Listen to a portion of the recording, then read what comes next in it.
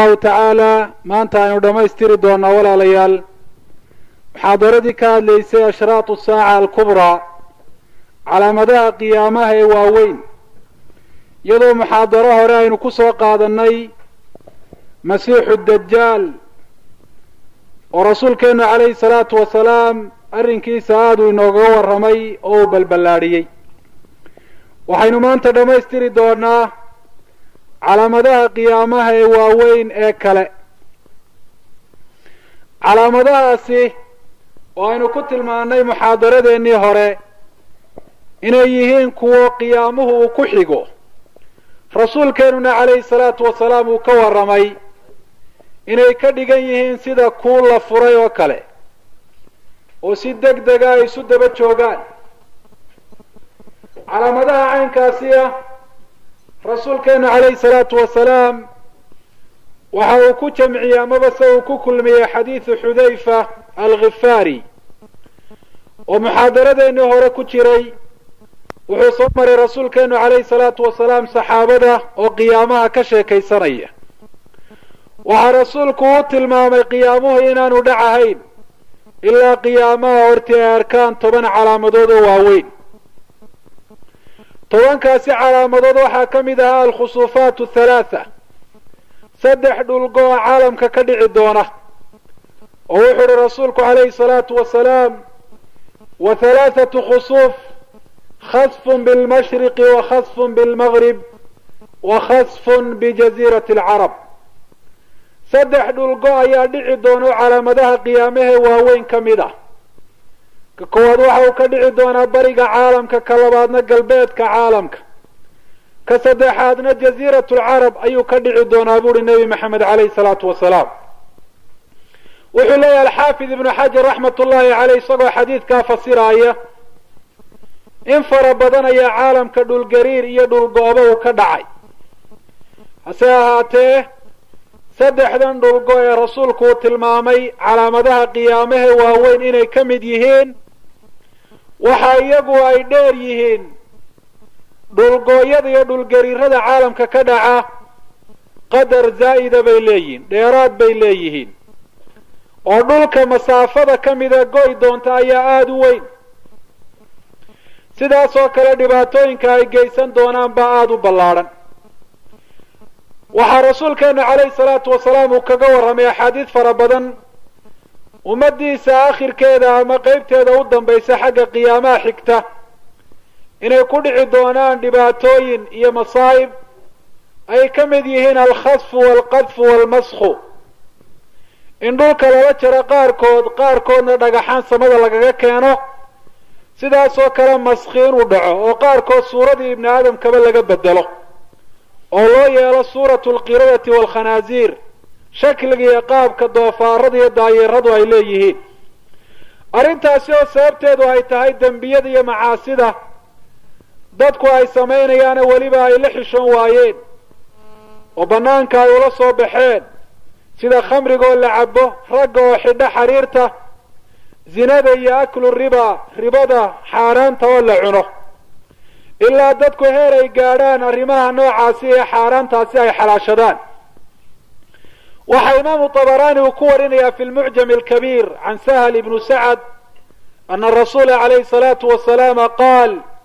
sayakunu fi aakhiri الzamani khasfun waqadfun wamaskun aakhiru zamaanka waxaa dhici doona buuhi nebi maxamed calayhi الsalaatu wasalaam khasfi baa dhici doona dhulka in lala jaro dadka qaarkood qadfi baa dhici in dhagaxaan samada laga soo daadiyo cadaaba maskhina waa dhici doonaa qaarkood in suuradooda iyo shakligooda la bedelo waxaa rasuulka calayhi salaatu wasalaam la weydiiyey arrimahaasi goorta ay dhacayaan waxa uu ihi nabigeenu idaa daharat almacaazif waalqiinaatu wastuxillat alkhamru waa marka qalabka muusiga loo yaqaano heesaha loo garaacdaa dadka dhexdooda uu ka muuqdo oo lagu xaragoodo oo laga xishoon waayo ilaahayna tabaaraka wa tacaala lagu caasiyo garaacista la garaacayo iyo heesitaanka la heesayo sidaas oo kale hablaha heesa ee hobollada loo yaqaanaa iyaguna dadka dhexdooda inay ka muuqdaan oo ay noqoto wax dadku ay ka xishoon waayaan oo ninku inantiisa arrinta noocaasiya uga raalli noqdo oo arrinta noocaasi aanu ka damqan. sidaas oo kale khamriga in la xalaashado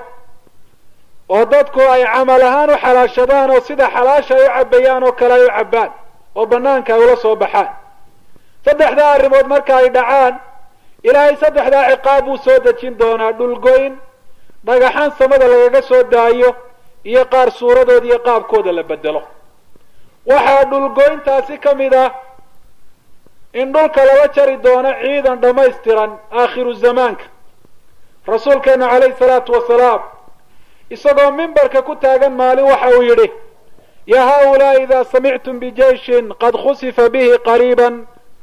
faqad adallat isaaca. marka aada maqashaan buu yihi ciidan dhulka lala jaray qariiban, yacni makaanan qariiban min almadiina, oo meel magaalada madiine u dhow lala gooyo iyagoo maraaya, qiyaamihii waa idin hadheeyo waa idin hayaa, waxba kamay hadhin weeyaan macnuhu. ciidankaasina waxa u dhow yahay ciidanka kacbada weerari doona ee rasuulku uu ka warramay calayhi salaatu wasalaam annahu yukhsafu biawalihim wa aakhirihim, kooda u horeeya ilaa kooda u dambeeya, iyo xataa dadka kale dhex socda iyagoo aan u socon kacbada duminteeda in dhulka lala jari doono. waa ciidankii rasuulku uu ka warramay calayhi salaatu wasalaam. bal rasuulkeenu waxa uu ka warramay oo uu inoo sheegay meelaha qaarkood oo saddexdan arrimood ay ka dhici doonaan: alkhasfu waalqadfu waalmasku. sida uu warinayo imaamu abi daawuud can anas bisanadin saxiix, waxaa rasuulku uhi isagoo ka warramaya magaalada basro la yidhaahdo ee ku taalla waddanka ciraaq: fa innahu yakunu biha khasfun wa qadfun wa rajfun. magaalada waxaa ka dhici doona dhulgoyn iyo cadaab samada kaga yimaada, iyo rajfun dhulgariir. wa qowmun yabiituuna wa yusbixuun qiradatan wa khanaaziir. taasina waa maskigii. qoom baa habeenkii iyagoo dada seexan doona, waxaana waagu u baryi doonaa iyagoo laga dhigay daayeero iyo doofaaro, walciyaadu billah. oo markii dadku ibni aadamnimadii ilaahay ugu talagalay subxaana wa tacaala iyo wixii xayawaanka u ekaysiinayey ay dayn waayeen, ibni aadamnimadiina ay ka leexdeen, oo fitradii ilaahay ku beeray ee kharibeen oo macsiye ay ku xumeeyeen, ayaa ilaahay subxaana wa tacaala uu ka dhigay qirada wa khanaaziir.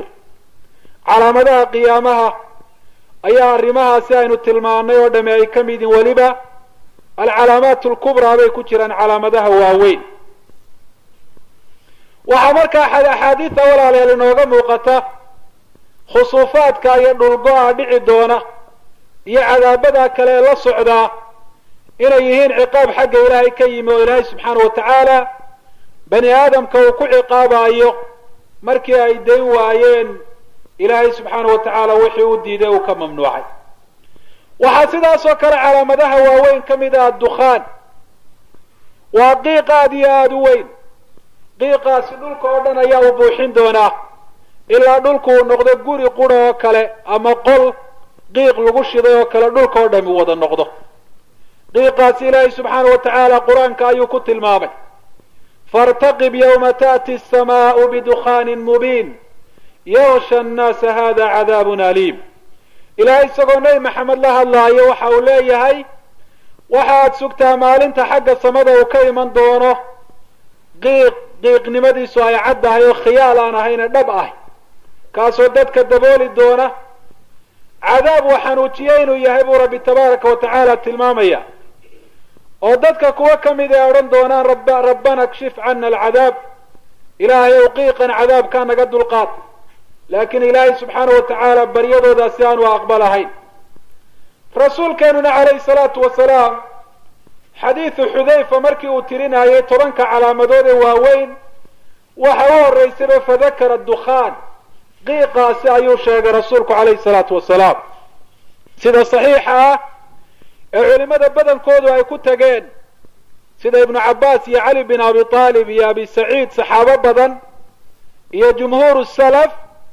imaam ibnu kathiir iyo nawowina ay rajaxeen, qiiqaasi maaha mid weli dhacay, waa mid iman doono qiyaamaha in yar ka soo horeeya. waxyaabaha taayidaya tusinaya waxaa ka mid ah xadiidu abi malik alashcari qaala qaala rasuulu llahi sala allahu alayh wasalam: ina rabbakum andarakum halaatha rabbigiin saddex arrimood buu idinka digay buuri rasuulku calayhi salaatu wasalaam oo qiyaamaha ka soo horreeya oo la rabo inaad wax ku qaadataan oo aada qiyaamaha u diyaar garowdaan addukhaanu ya'khudu almu'mina kazukma waxaa ka mid a saddexdaa arrimood qiiq caalamka oo dhan dabooli doona dadkana wada gaadhi doona qofka muuminkaa wuxuu ku noqon doonaa sida caburka oo kale waya'khudu alkaafira fayantafiqu xataa yakhruja min kulli masmacin minhu qofka gaalkaana qiiqaasi waa uu buuxin doonaa dabeetana waxa uu ka soo bixi doonaa dalool kaste ibnu kathiir wuxuu leeyahay xadiidka isnaadkiisu waa jayid marka xadiidku wuxuu tusinayaa qiiqaasi inaanu weli iman mid xaqiiqiya oo dhaba inuu yahay dhibaato weyn inuu geysan doono dadka kafarada iyo gaalada dadka muslimiinta dhibaatada u geysanayaana inay tahay mid khafiifa oo fudud waxaa calaamadaha waaweyn sidaas oo kale ka mid ah nuzuulu ciisa oo cabdullaahi wa nabiyullah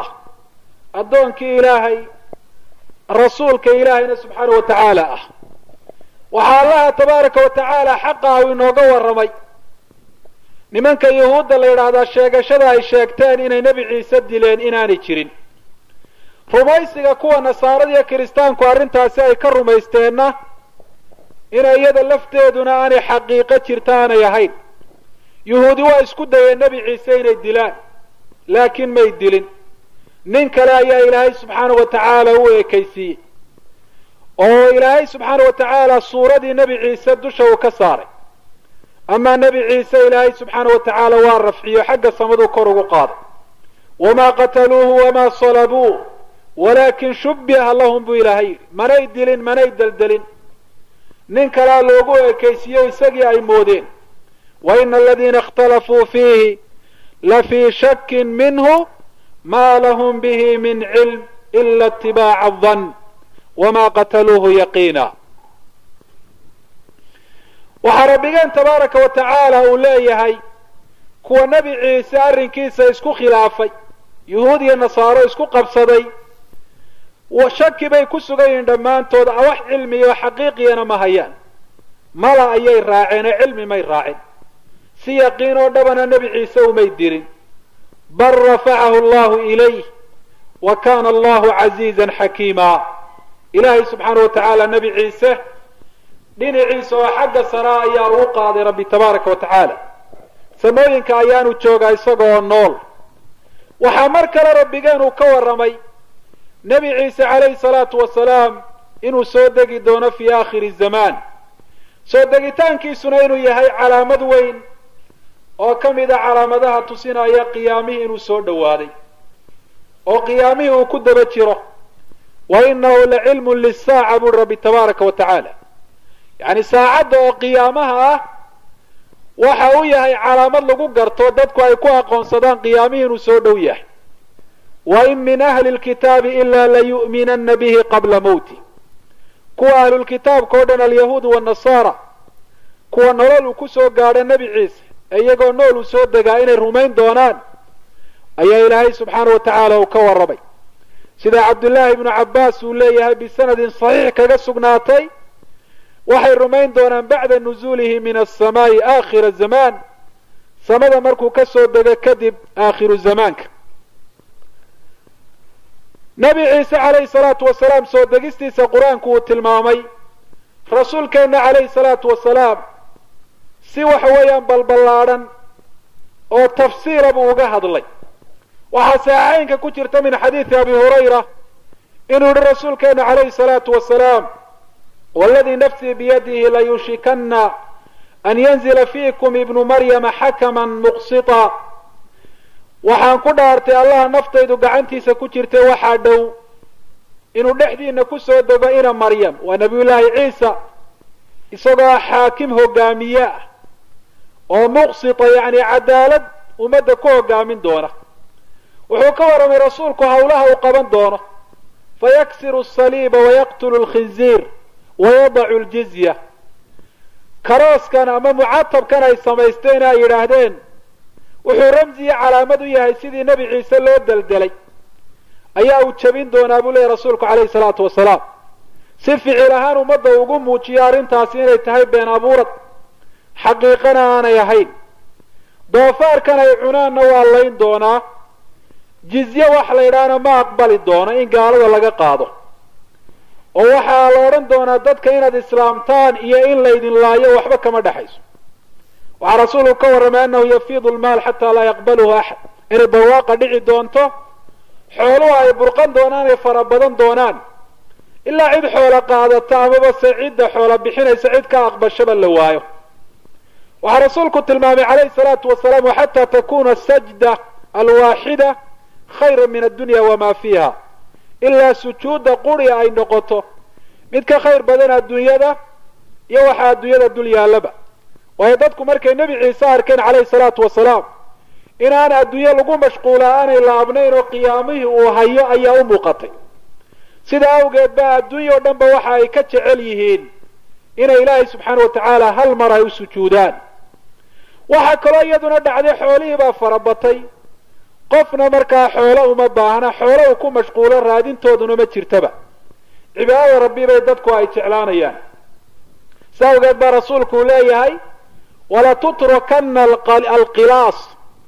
falaa yascaa aw falaa yuscaa calayha. qaalmaha la yskaga tegi doonaa, waa geela dhadig ee waxa weeyaan qaalmaha ah oo geel markaa carabtu ay u jeclayd, waa la yskaga tegi doonaa, waaba la yska sii dayn doonaaba. cid ilaashanaysa iyo cid yaryanaysaa toona ma jirto. walatadhabana ashaxnaau waltabaaqudu waltaxaasud, dadka dhexooda waxaa ka tegi doonta isu cadhoodka iyo isxaasidka. walayudcawunna ila almaali falaa yaqbaluhu axad, dadka xoolaha loogu yeedhi doona, wariyaa xoolahan qaadanayaa la odhan doonaa, qofna qaadan maayo, qof waliba halkiisa ayaa uu ku dhargay. bukhaari baa xadiidka warinaya. waxaa muhima markaa in la garto sifooyinka iyo tilmaamaha uu leeyahay nebi ciise calayhi salaatu wasalaam, si aan cid kale loogu khaldin. wuxuu yihi rasuulkeenu calayhi salaatu wasalaam wa ana awla annaasi biciisa bni maryam liannahu lam yakun baynii wa baynahu nabiyun. nebi ciise anigaa u mudan oo dadka ugu dhow, waayo nebi nooma dhexay. wa inahu naazilun faidaa ra'aytumuuhu facrifuu, waa uu soo degaya, waa idiin imanayaaye markaad aragtaan garta oo tilmaamihiisa dhabtaa ku garta. waa rajulan marbuucan, waxa uu soo degi isagoo ah nin dhexdhexaad ah, ee laysa biطawiili walaa bilqasiir, mana dheero mana gaabna.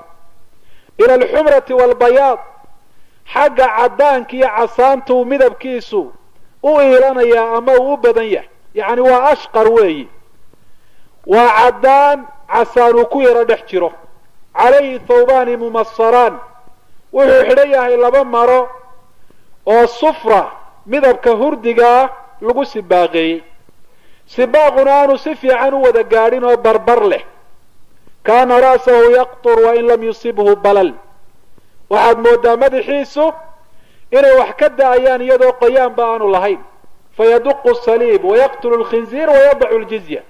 wayadcu nnaasa ila lislaam, dadka wuxuu ugu yeedhayaa islaamka. fayuhlika allahu fi zamanihi almilala kullaha ila lislaam, diimaha oo dhan ilaahay subxaana wa tacaala waa baabiin doonaa waktigiisa islaamka mooyaane. diin kaloo duhuur iyo muuqasho leh iyo qalabo iyo xoog ma jirto ta islaamka aan ahayn. wayuhliku allahu fi zamanihi almasiix addajaal, waktigiisa masiixu dajaal ayaa ilaahay u halaagi doonaa, oo siday inoo iman doonta nebi ciise ayaa dili doona. wa taqacu alamanatu cala alard, dhulka nabadgelyaa ka dhici doonta oo dadka cid islaynaysa maba jirtaba. xataa xayawaanaadkii iscuni jiray baa isdayn doona,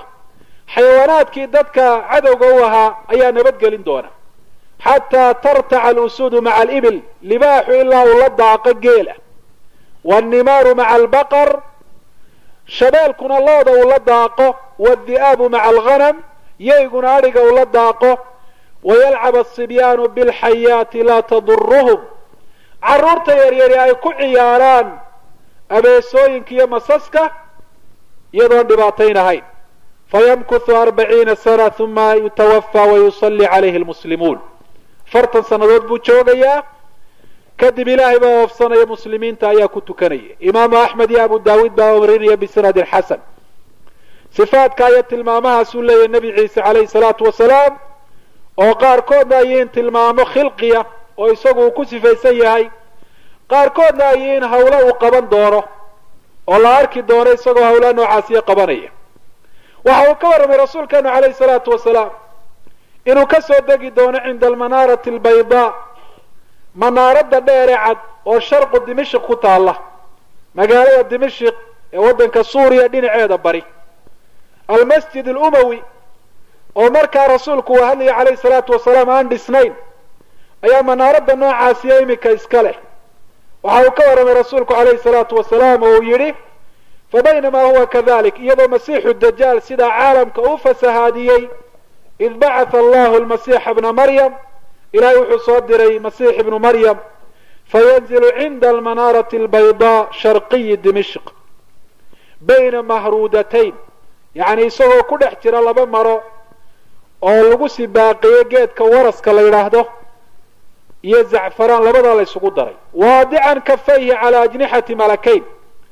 labadiisa gacmood waxa uu dul dhigay laba malag garbahoodu dul saaray, ilaa xagga samada ayaa laga soo dejinayaa. wuxuu ka warramay rasuulkeenu calayhi salaatu wasalaam inuu leeyahay raa'ixa tayiba,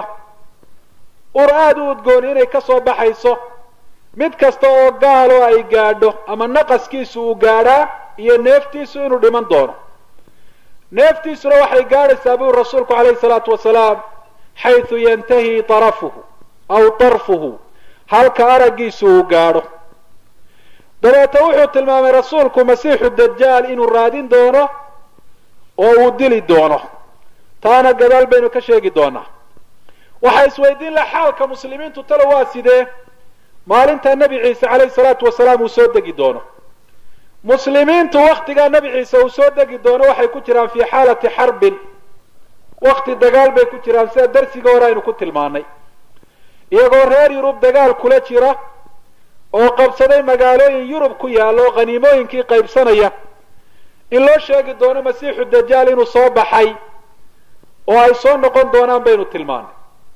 iyagoo masiixu dajaal dagaalkiisi u diyaar garoobaya ayaa uu soo degi doonaa nebi ciise. wuxuu yihi rasuulku sida imaamu muslim warinaya can abi hurayra, fabaynamaa hum yacuduuna lilqitaali yusawuuna asufuuf id uqiimat isalaa, iyagoo dagaalkii u diyaar garoobaya oo safkoodii hagaajinaya ayaa salaadii la aqiimay.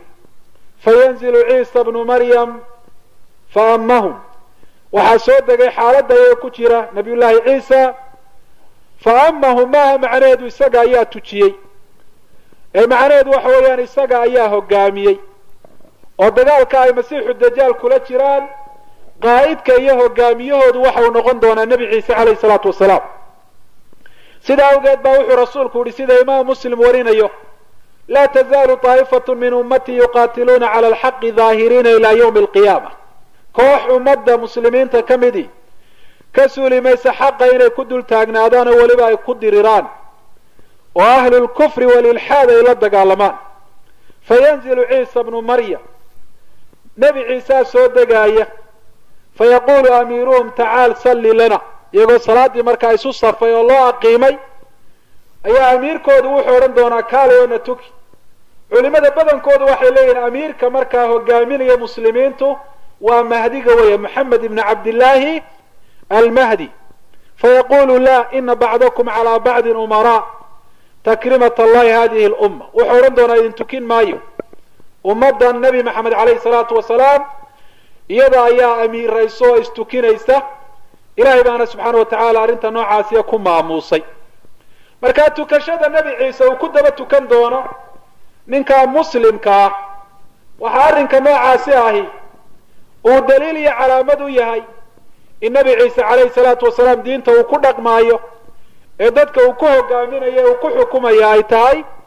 diinta nebi maxamed calayhi salaatu wasalaam, oo diintii ilaahay isaga uu ku soo dejiye la nasakhay inaanay dib usoo noqon ahayn bay tahay tusinaysa. ilaa rasuulkeenu uu yidhi ummaddiisa markii uu ammaanayey, ina mina man yusallii almasiixu wa khalfah, waxaa naga mida annaga haddaanu nahay ummadda nebi maxamed ka nebi ciise calayhi salaatu wasalaam uu ku daba tukan doono. nebi ciise calayhi salaatu wasalaam muddada dhulka uu joogaayo, xadiidkaa hore aynu akrinay abu hurayra ee imaam abu daawuud warinaya wuxuu tilmaamay afartan sannadood inuu joogayo. xadiid kalena wuxuu tilmaamaya inuu 3 sannadood joogayo. labadaasi xadiid waa la iswaafajin karaa, waxaana macnahooda la isugu keeni karaa in la yidhaahdo sida ahlucilmiga qaarkood ay yidhaahdeen isagoo 7 jira ayaa dhulka laga qaaday nebi ciise calayhi salaatu wasalaam oo samada la geeyey. 3 sannadood oo marka uu soo dego kadib uu dhulka joogi doono marka loogu daro waa 40 maalmood. marka haddii la eego muddada dhulka uu joogay intaan la qaadin ka hor iyo markuu soo degay kadib waa 40 maalmood. haddii la eego muddada waxa waa 40 sannadood nacam. haddii la eego muddada waxa weeyaan soo degitaankiisa ka dambaysay dhulka uu joogayna waa 3 sannadood. marka markuu soo dego muddada ka dambaysa dhulka uu joogi doona waa 3 sannadood wey. sidaas ayaa macnuhu noqonaya. dhacdooyin waaweyn baa dhici doona, hawlo waaweynna waa qaban doonaa nabiyullaahi ciisa calayhi salaatu wasalaam muddadaasi dhulka uu joogo marka ilaahay subxaana wa tacaala uu soo dejiyo. axaadiisii hore aynu akrinay bay qaarkood ku caddaayeen. waxaa ka mid ahaa saliibka ama mucatabka inuu baabi'iyo, iyadoo kuwa kiristaanka ee nebi ciise le waanu rumaysannahay inay been abuuranayeen oo ictiqaadka ictiqaade nebi ciise in la dilay inaanay jirin si uu u muujiyo. saasoo kale doofaarka inuu layn doono, inaanu jizye aqbali doonin,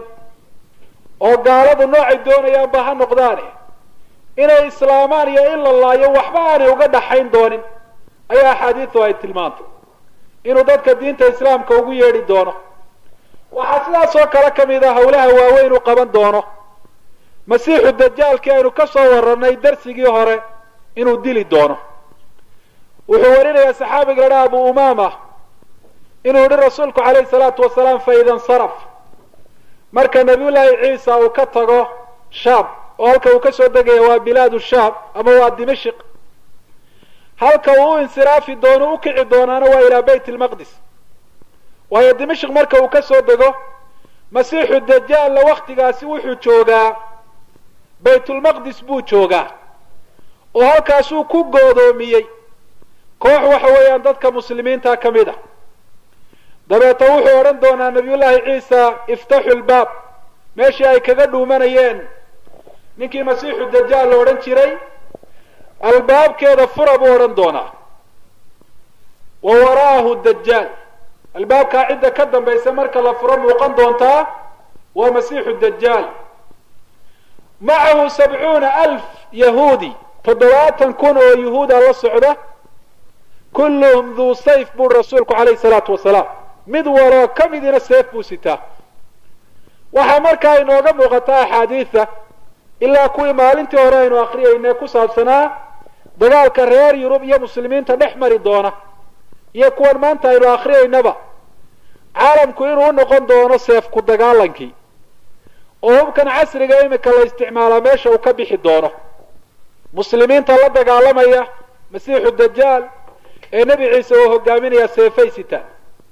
masiixu dajaal iyo yahuudda la socota laftooduna seefa ayay sitaan. sidaasoo kale yaajuuj wa maajuuj hubka ay sitaan ay ku dagaalamayaan waa seefo. wuxu uhi rasuulku faidaa nadara ilayhi dajaal daaba kamaa yaduubu lmilxu fi lmaa. dajaal markuu arko nebi ciise waana garanayaae waxa uu milmi doonaa sida milixdu biyaha ay ugu milanto. wayanطaliqu haariba, wuxuu isku dayi doonaa inuu dhaqaaqu cararo. fayaqulu ciisa calayhi salaam ina liya fiika darbatan lan tasbaqanii biha, waxaan kugu dhufan doonaa seef hal mar taasoo aanad igala carari karin buu leeyahy. fayudrikuhu cinda baabi luddi sharqi,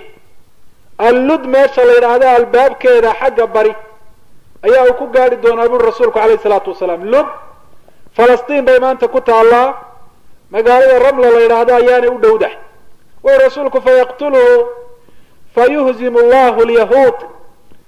markaasaa nebi ciise uu dilayaa masiixu dajaal,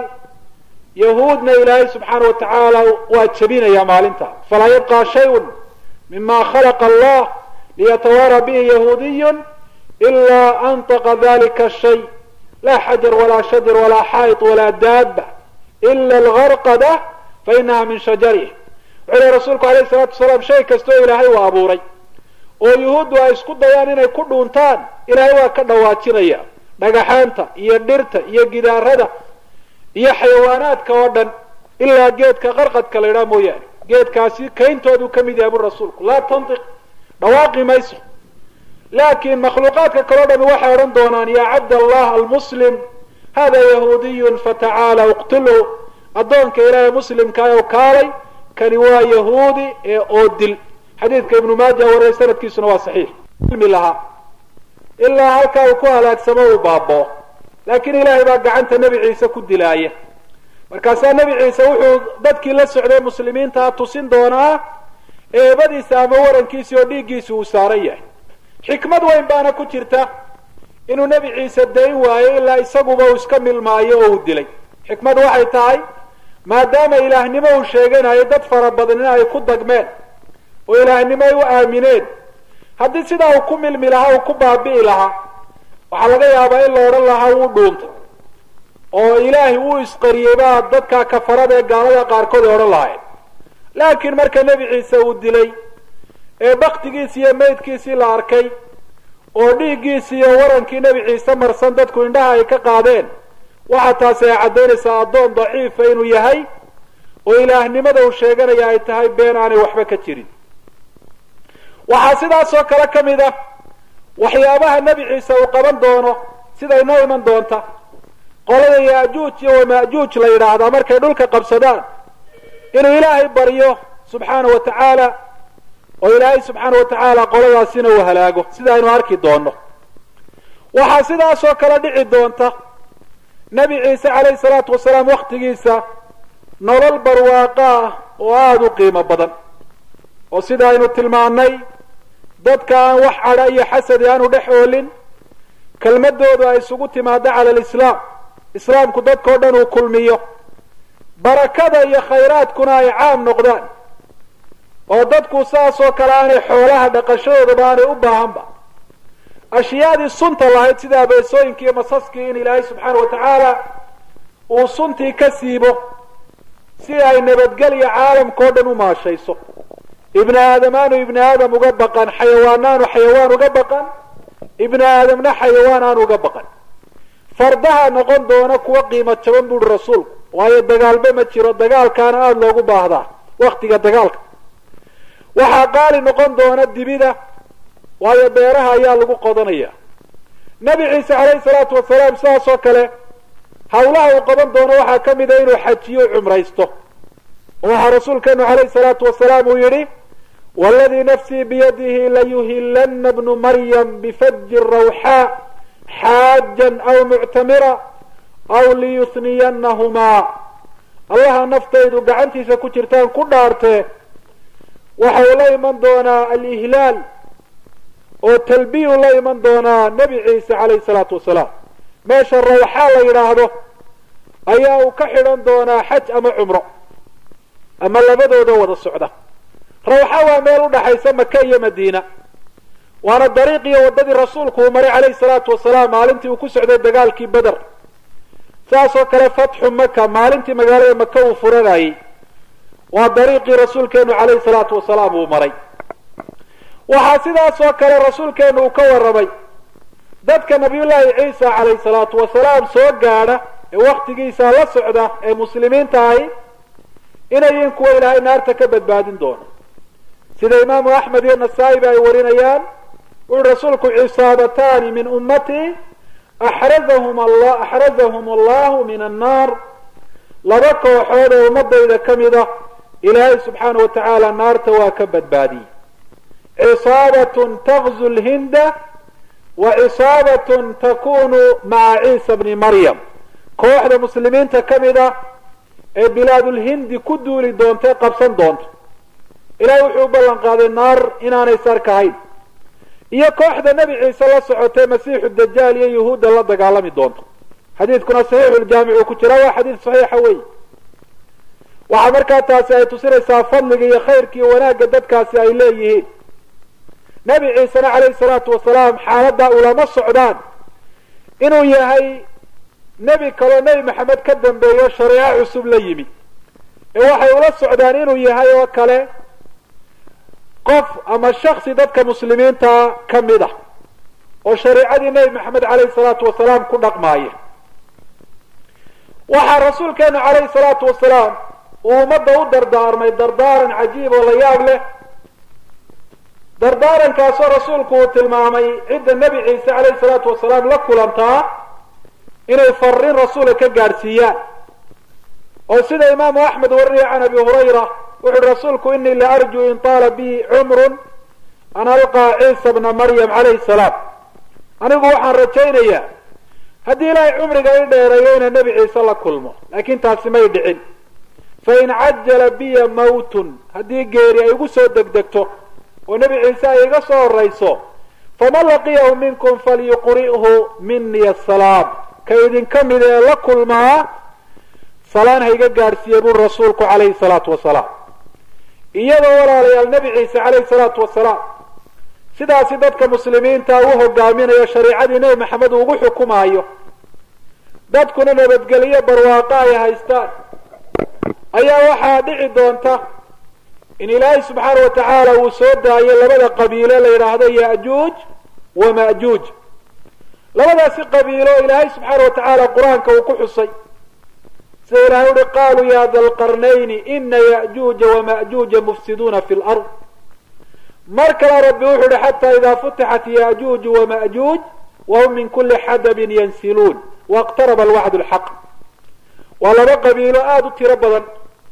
oo rasuulku uhi ina fiikum ummatayni maa kaanataa fi shayin ilaa kaharataa. waxaa maalinta qiyaame ee duriyadii nebi aadam 9,990 xagga naarta loo kaxayn doono, waxaa idinku dhex jira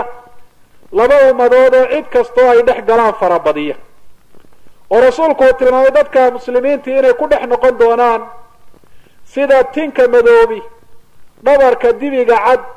uu ku noqdo. labadan ummadood waxa ay ka mid yihiin duriyadda iyo nebi aadam calayhi salaatu wasalaam awlaadiisa. waxaana taayna tusinaya xadiidka saxiixeynka ku jira oo rasuulku calayhi salaatu wasalaam uu yidhi ilaahay subxaana wa tacaala wuxuu diri doonaa mid dhawaaqo oo yidhaahda akhrij qum akhrij qum fabcath bactha annaar, kac nebi aadamow oo soo saar kooxdii naarta. marka xadiidkaasi waxaa rasuulku calayhi salaatu wasalaam uu tilmaamay in la odhan doono kun kasta waxaad koo saartaa 999.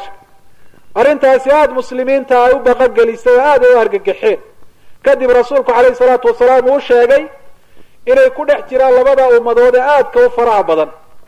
ee muslimiintu ay ku noqon doonaan dhexdooda sida tinkaa madoobi dibiga cad dhabarkiisa uu ku noqdoo kale. waxaa markaa xadiidku uu tusinayaa nebi aadam carruurtiisa inay ka mid yihiin iyo inay aada u tiro badan yihiin. ummadaha caynkaasi meel ayaa ay ku xidhan yihiin. ilaahay subxaana wa tacaala qisada xadhigooda wuxuu kaga warramay fii suurati alkaaf dulqarnayn ninka la yidhaahdo, oo ilaahay subxaana wa tacaala arrimo fara badan uu u sakhiru u fududeeyey, safarna caalamka oo dhan ku maray oo ku soo wareegay. ninkaasi oo inuu nebi ahaa iyo in kale rasuulkeenu uu yihi calayhi salaatu wasalaam laa adri. rasuulku wuxuu yihi dulqarnayn inuu nebi ahaa iyo in kala garan maayo, waayo ilaahay baan subxaana wa tacaala uga warramin oo aanu sheegin. inaguna saas oo kale nebi buu ahaayo nebi muu ahayn toona odhan mayno, maadaama rasuulkeenuba calayhi salaatu wasalaam uu yihi laa adri dulqarnayn nabiyun am la. ninkaasa ilaahay subxaana wa tacaala uu ka warramay meel waxa weeyaan sadaynka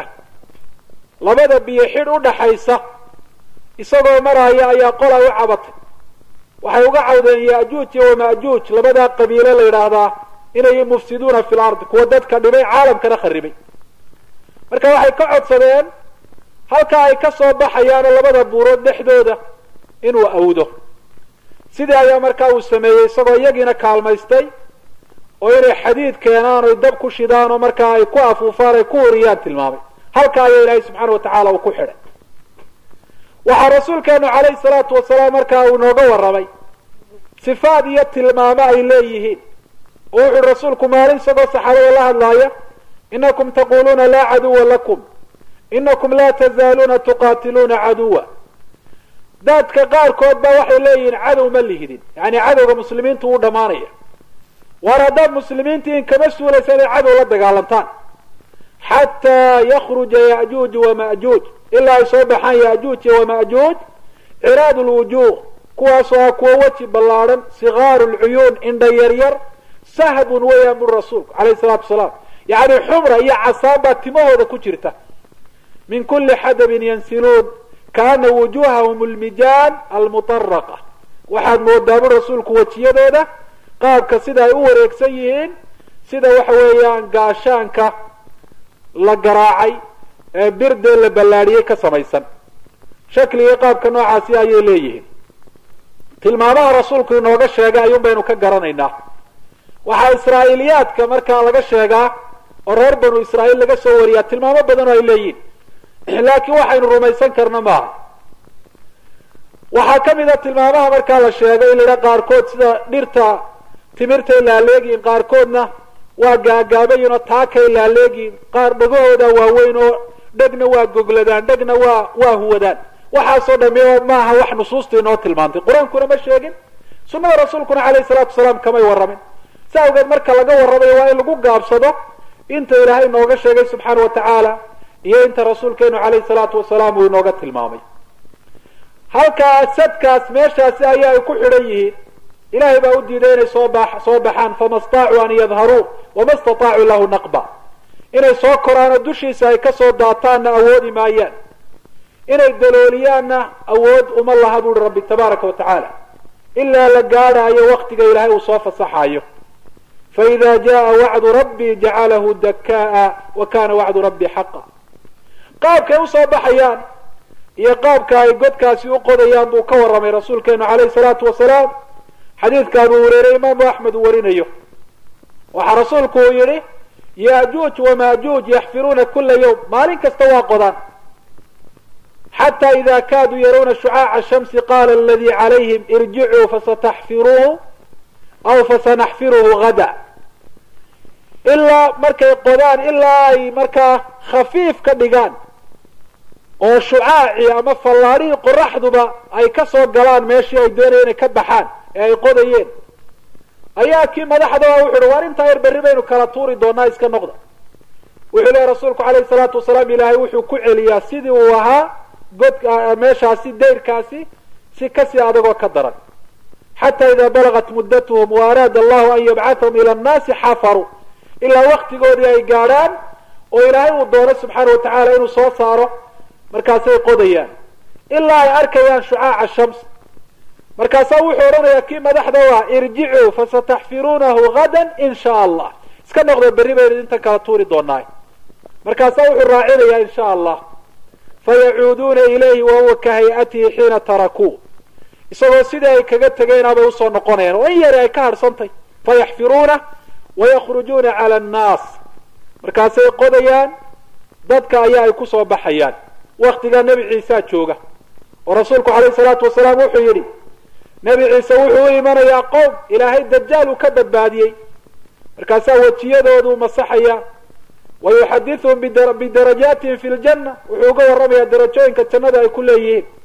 iyadoo nebi ciise sidaa uu muslimiinta u dhex joogo, fabaynamaa huwa kadalik id awxa allahu ilaa ciisa inii qad akhrajtu cibaada lii laa yadaani liaxadin biqitaalihim. ilaahay baa u waxyooday nebi ciise calayhi salaatu wasalaam oo yidhi waxaan soo saaray addoomo anigu aan leeyahay, laa yadaan yani laa qudra, cidina aanay awood u lahayn inay la dagaalanto. faxariz cibaadii ila tuur, addoomahayga kaxee oo buurta jabalu tuur la yidhaahdo dusha ka saar buu odhan doonaa, halkaasi ay ugaga badbaadaan ya'juuj wama'juuj. ilaahay ya'juuj wama'juuj buu soo daynayaa buu lehy rasuulku calayhi salaatu wasalaam. fayamuru awaa'iluhum calaa buxayrati tabriya, waxaa qeybtooda hore iyo daliicadooda iyo hordhacooda uu soo mari doonaa baddaa yar ee magacaa leh, falastiin bay ku taallaa, biyaheeduna waa macaan. fayashrabuuna maa fiiha wayamuru aakhiruhum fayaqul laqad kana bihadii maratan ma, intooda u horraysaa cabaysa baddaa, markaasaa qaybta dambe waxay odhan doonaan halkan mar bay biyo ku jiri jireen, sida qoladii hore ay u qalajiyeen. farabadnidooday taasi tusinaysaa. nebi ciise calayhi salaatu wasalaam iyo asxaabtiisii buurtaa dusheeda ayaa lagu godoominaya xataa yakuna ra'su thawri liaxadihim khayra min 100 diinaari liaxadikum alyawm ilaa dibiga madaxiisu 100 diinaaro maanta aada haysataan uu kala qiimo bato ayaa uu leeyahay rasuulku calayhi salaatu wasalaam. waayo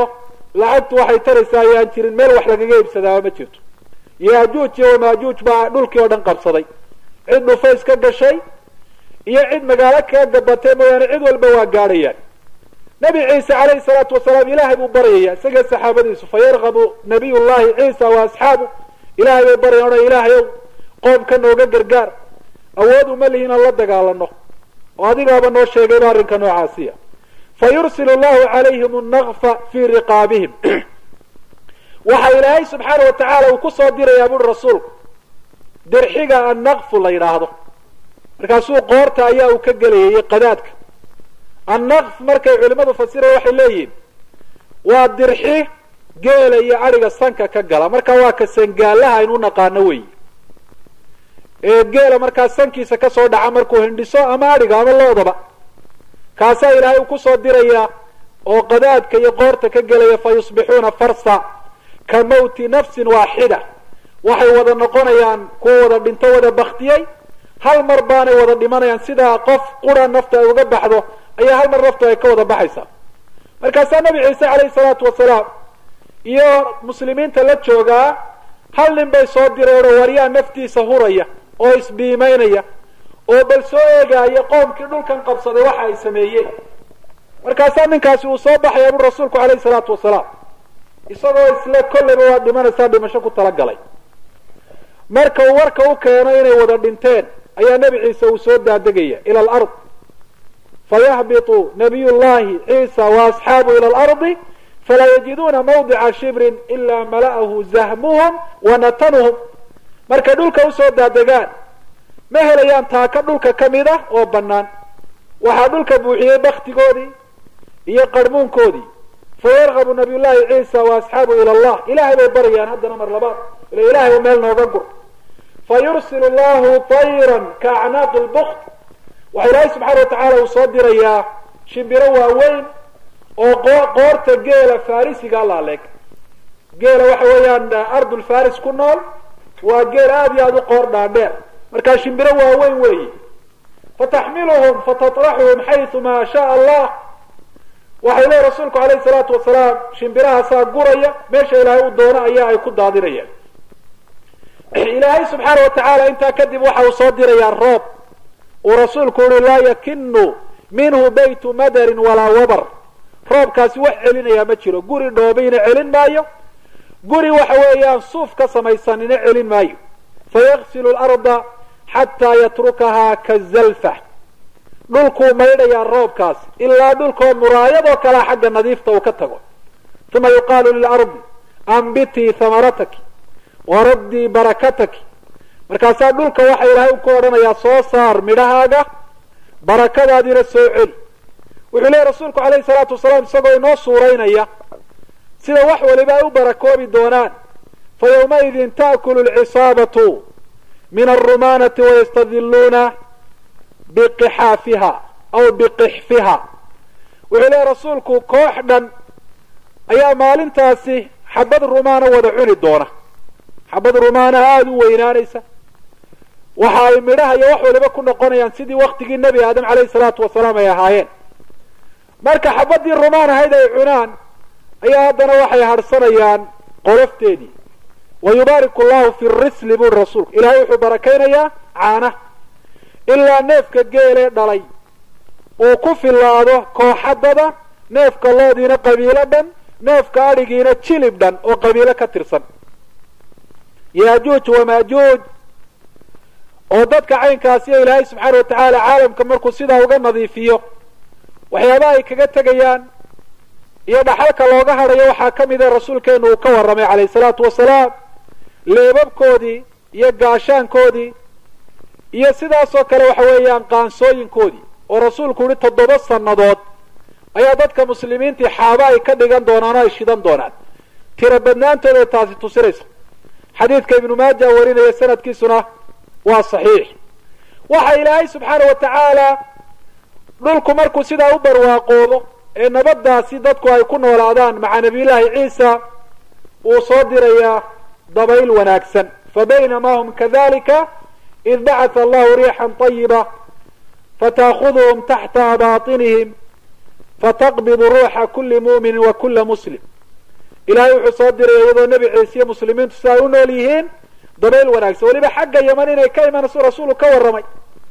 markaasaa kilinkilooyinka taxta aabaatihim bay maraysaa kilinkilooyinkooday hoos maraysaa qof kastoo muumina iyo qof kastoo muslima ayaa ruuxda ay ka qaadaysa wayabqa shiraaru nnaasi yatahaarajuuna tahaaruja alxumur facalayhim taquumu saaca buri rasuul dadka kuwa u shar badan baa dhulka isugu hadhaya sida dameeraha isu korkorayaan iyaga ayaana qiyaamuhu uu iyagoo jooga dhulka u dhacayaa buri rasuulku alayh isalatu wasalaam waktiga caynkaasi ee sidaa caalamku u fasahaada waa marka ay muuqan doonto calaamada kale calaamadaha qiyaamaha kamid ah hadmu lkacba in kacbada la dumiyo kacbada in la dumin doonuu ka warramay rasuulku alayhi salaatu wasalaam sida imaamu axmed uu warinaya waxaa rasuulku yihi yukribu lkacbata duu suwaqatayni min alxabasha waxaa kacbada dumin doona kharaabin doona kamitaha dhuudhuuban ee xabashiga wayaslibuhaa xuliyaha wayujariduhaa min kiswatiha wax allaale waxa dahab iyo fida yaalla waa ka qaadan doonaa maryaha saaran ee kacbada waxa weeyaan lagu daahayna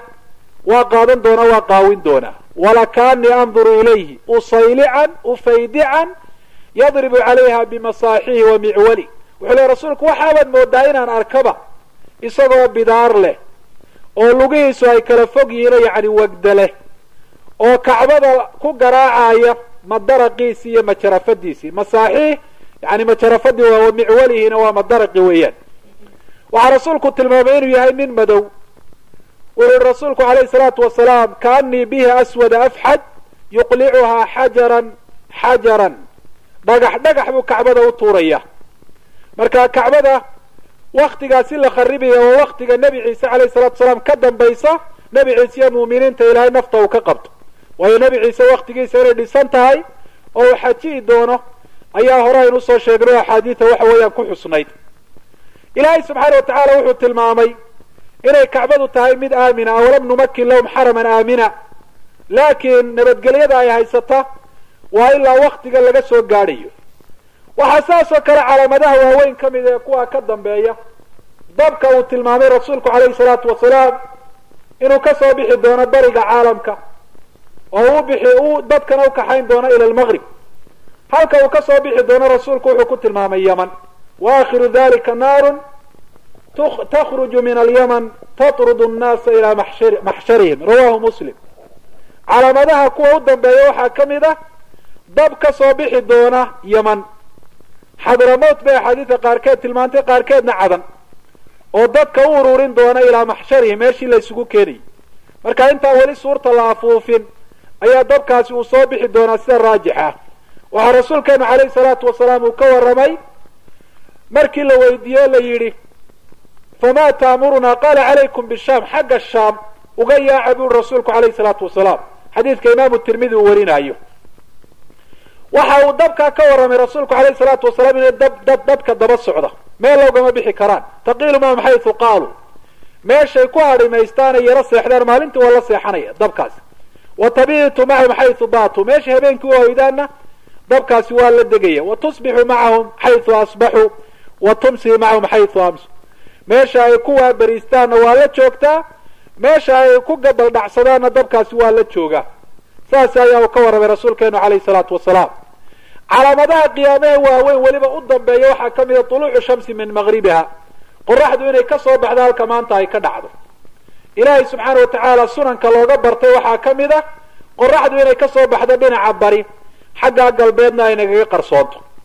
ilaahay subxaana wa tacaala markuu doono inuu ina tusiyo qiyaamihii inuu soo dhawaaday